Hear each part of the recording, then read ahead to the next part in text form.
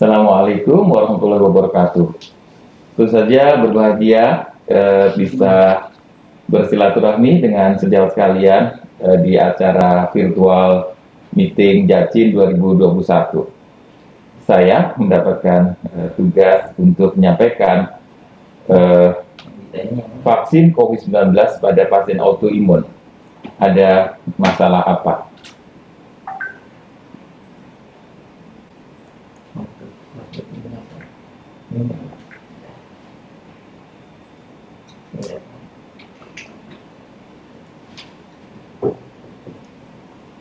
Apakah COVID-19 direkomendasikan untuk orang dengan penyakit autoimun? Vaksin COVID-19 memang sebetulnya tidak dikontraindikasikan dan harus bahkan lebih dianjurkan untuk orang dengan penyakit autoimun. Kenapa? Nanti kita lihat uraian setelah ini. Termasuk mereka yang pernah terinfeksi COVID-19. Meskipun sebagian besar pasien dengan penyakit autoimun yang mengalami imunosupresi dikeluarkan dari uji klinis vaksin COVID-19. Para ahli mengharapkan potensi manfaat dan efek yang dihasilkan dari vaksin COVID-19 ini akan lebih besar daripada potensi bahaya pada orang dengan penyakit autoimun. Kalau kita lihat ini adalah satu studi yang dilakukan oleh Ali Z dan kawan-kawan, distribusi penyakit autoimun yang diteliti. Jadi ini studi dari Asia, kemudian Middle East, Karabian dan South Amerika, ya. Dan satu lagi adalah studi dari Eropa, kemudian Amerika Utara, Australia dan New Zealand. Terlihat bahwa ada banyak penyakit autoimun mulai dari uveitis, kemudian vitiligo, Wegener granulomatosis, ya, dan berbagai penyakit yang lain tersebar di seluruh dunia. Kalau kita lihat pada slide ini, ada keraguan-raguan vaksinasi COVID-19 pada pasien dengan penyakit autoimun. Kita lihat mereka ingin mendapatkan vaksinasi, ya, tetapi juga masih ada sekitar 30% yang ragu-ragu untuk mendapatkan vaksin. Kalau kita lihat, ini laporan sementara yang dilakukan oleh Dr. Alvina dan kawan-kawan di Divisi Alergi Imunologi, bahwa kawan-kawan kita penyandang autoimun memang sebetulnya sangat setuju untuk dilakukan vaksinasi. Tidak jauh berbeda sebetulnya dengan survei yang dilakukan oleh ahli tersebut, ya. Ada 56% dan bahkan 20, jadi 59 dan 26% itu setuju dan sangat setuju. Yang tidak setuju hanya sedikit, hanya 2%, yang tidak setuju 1%. Jadi netral, tidak setuju dan sangat tidak setuju hanya 9%. Jadi kalau ditambahkan dengan yang ragu-ragu itu sekitar 9, ditambah 4 itu 13%. Jadi sebetulnya kalau kita lihat bahwa teman-teman penyandang autoimun itu ingin memberikan perlindungan pada keluarga juga kalau dia melakukan vaksinasi. Dan ini pertanyaan tentang melakukan vaksinasi COVID-19 berarti saya memberikan perlindungan untuk diri sendiri.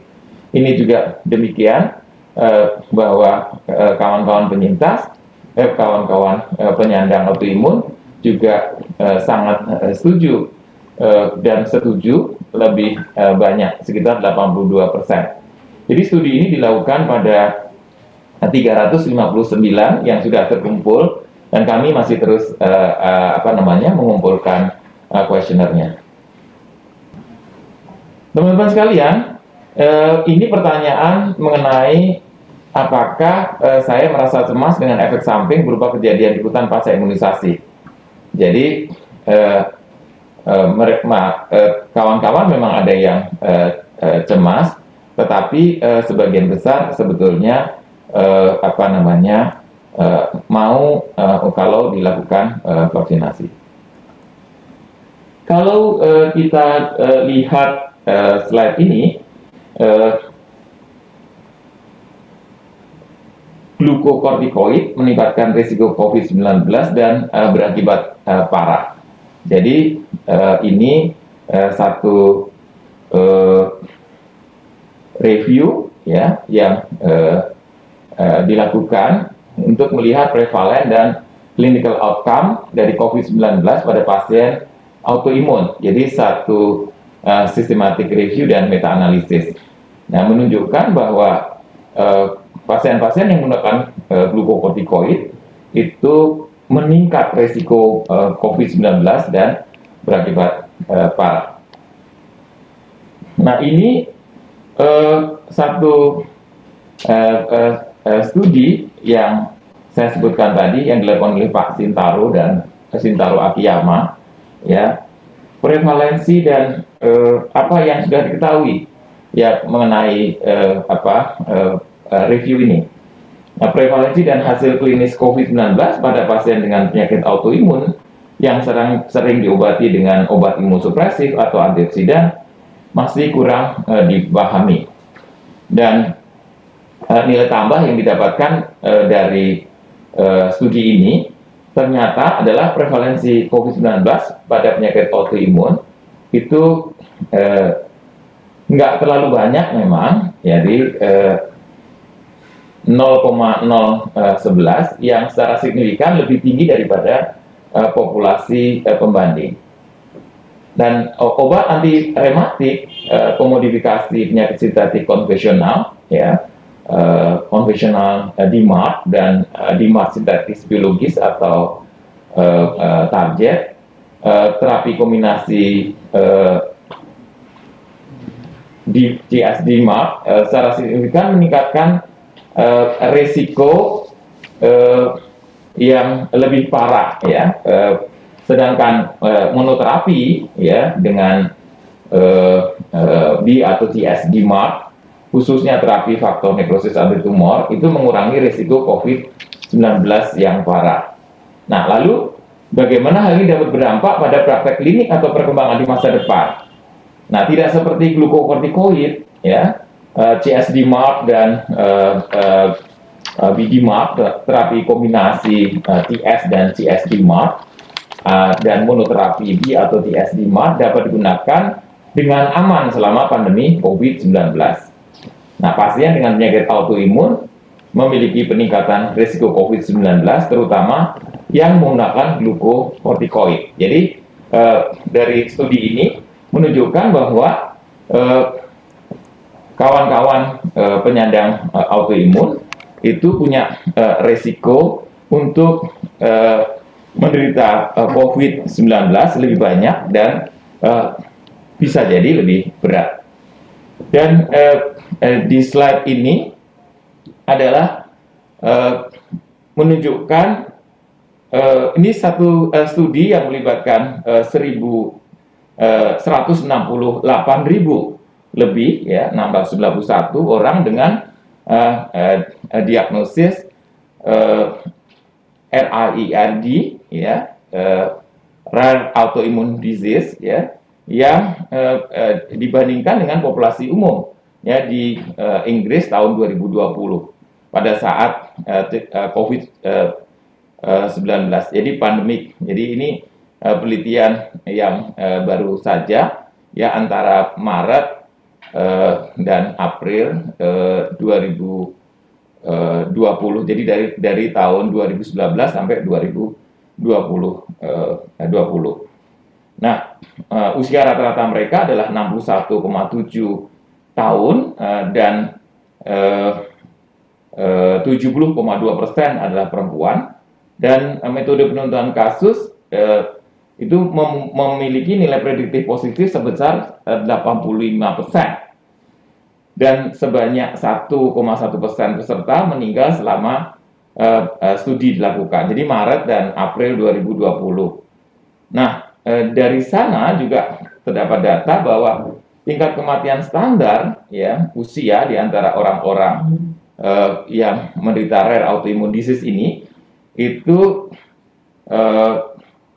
adalah 1,44, lebih tinggi dari rata-rata populasi pada bulan-bulan yang sama ya pada 5 tahun sebelumnya. Jadi artinya pandemi COVID-19 ini membuat pasien-pasien dengan rare autoimmune disease ini menjadi lebih banyak yang meninggal tentu saja.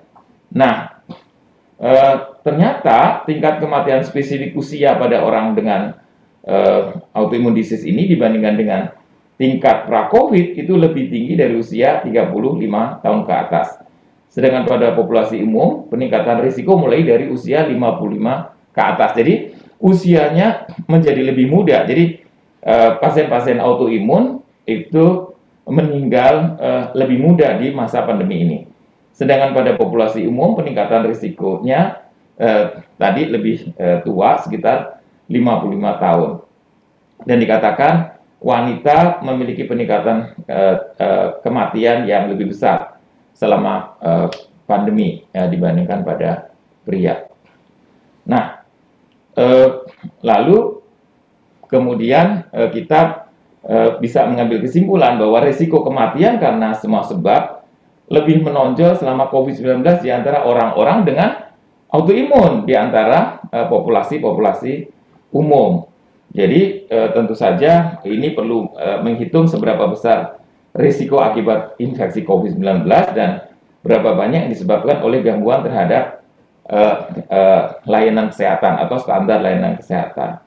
Tetapi kita jadi tahu bahwa orang dengan autoimun memiliki peningkatan risiko kematian selama COVID, setidaknya dari survei yang dilakukan di Inggris tersebut, itu pada usia 35 tahun ke atas, sedangkan populasi risiko umum itu lebih tua, 55 tahun ke atas. Jadi ini adalah penelitian Persik.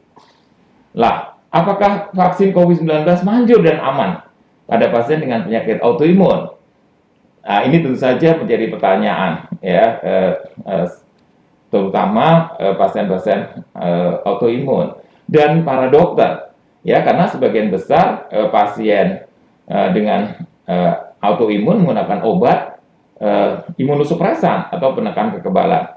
Nah, ada tentu saja hambatan terhadap peningkatan respon antibodi, dan kelihatannya kalau dari data-data yang kita lihat itu durasi respon juga menjadi lebih lambat ya. Nanti mudah-mudahan saya bisa menyampaikan bahwa pada vaksin pertama itu respon antibodinya lebih kurang dibandingkan populasi pada umumnya. Dan secara teoritis penyakit rematik autoimun ini itu diduga itu bisa menyebabkan kambuh atau perburukan setelah COVID-19. Jadi yang belum pernah dipelajari atau diukur sebelumnya, ya. Jadi artinya ada dua masalah besar, ya. Yang pertama ada risiko pasien-pasien autoimun akan memburuk apabila terkena sakit, tetapi pemberian vaksin mungkin tidak seoptimal populasi-populasi pada umumnya atau populasi yang sehat, ya. Nah, di slide ini saya ingin menunjukkan bahwa pasien yang menggunakan mycophenolate atau rituximab ya, itu lebih kecil kemungkinan untuk munculnya respon antibodi setelah dosis pertama vaksin SARS-CoV-2 yang mRNA. Jadi ini penelitian Pak Rudi yang diterbitkan di Annual Rheumatology ya. Dan kalau kita lihat di slide berikutnya menunjukkan bahwa pada dosis kedua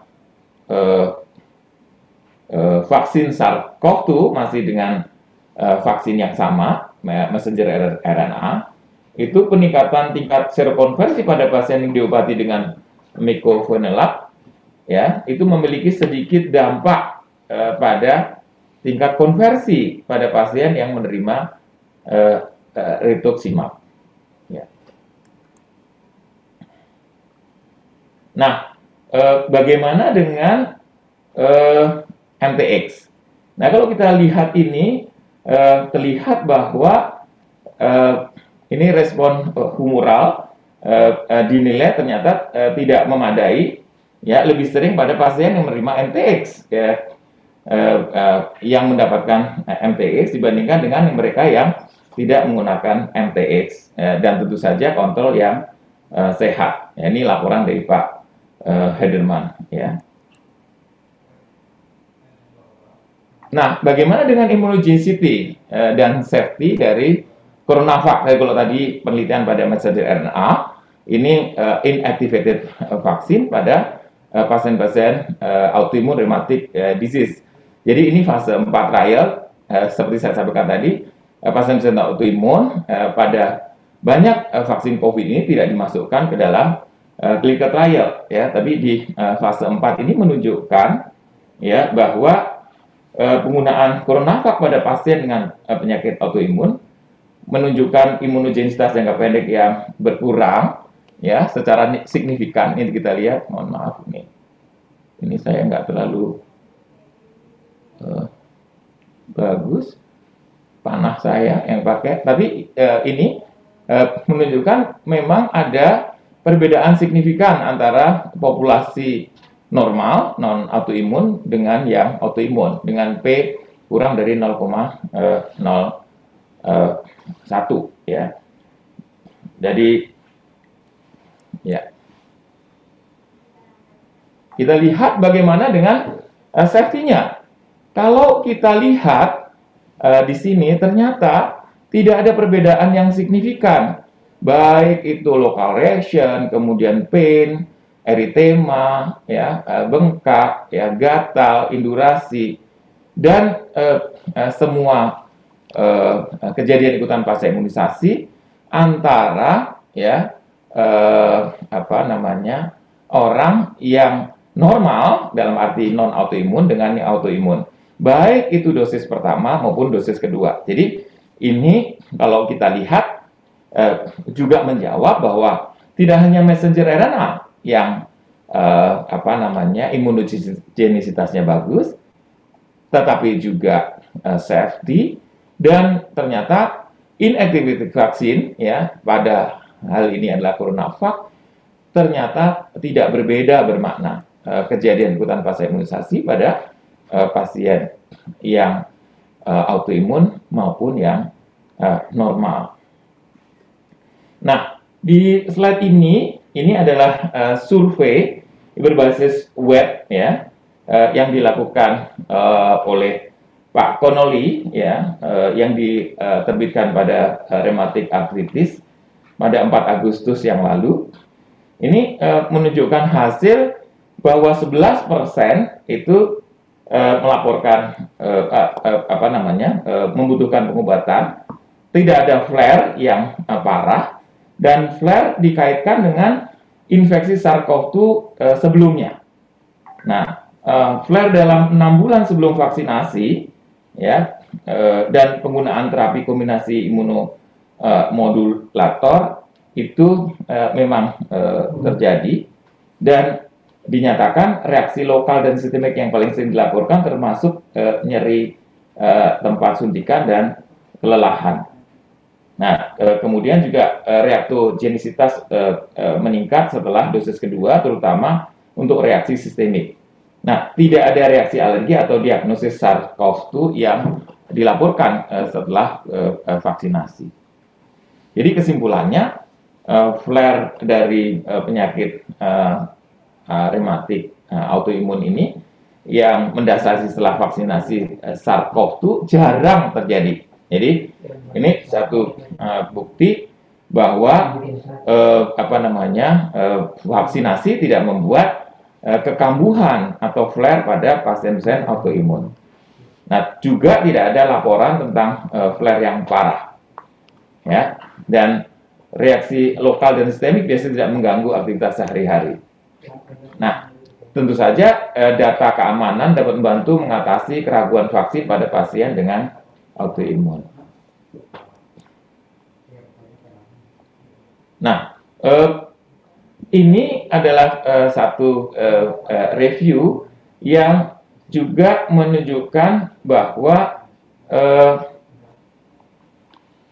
adanya kekambuhan setelah vaksinasi itu setelah dosis kedua messenger RNA itu tidak terjadi. Jadi berbagai temuan barangkali nanti bisa diinikan, intinya menunjukkan bahwa vaksin COVID-19 yang dilaporkan ini aman.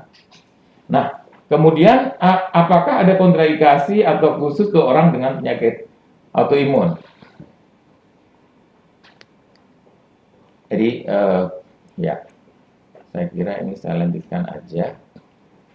Nah, jika mereka memiliki riwayat reaksi alergi parah terhadap dosis sebelumnya dari masing-masing vaksin atau komponen vaksin lainnya. Jadi sebetulnya ini sama dengan populasi yang umum, dan selain alergi tidak ada kontraindikasi atau prediksi khusus untuk orang dengan penyakit selain dari pertimbangan kemanjuran dan keamanan.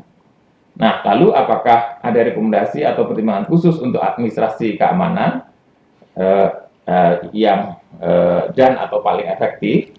Nah, kalau kita lihat konsensus umum adalah bahwa tidak ada perubahan yang harus dilakukan sehubungan dengan penghentian atau penyesuaian dosis obat di sekitar vaksinasi dengan hal berikut. Jadi untuk pasien-pasien menggunakan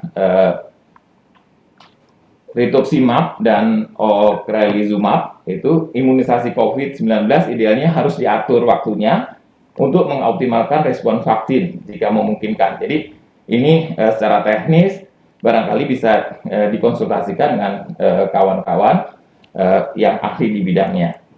Nah, untuk pasien dengan prednison itu 20 mg per hari atau lebih tinggi, dikatakan menunggu hingga dosis prednison diturunkan hingga di bawah 20 mg per hari ya untuk menerima kedua vaksin. Nah, barangkali ini slide saya yang terakhir.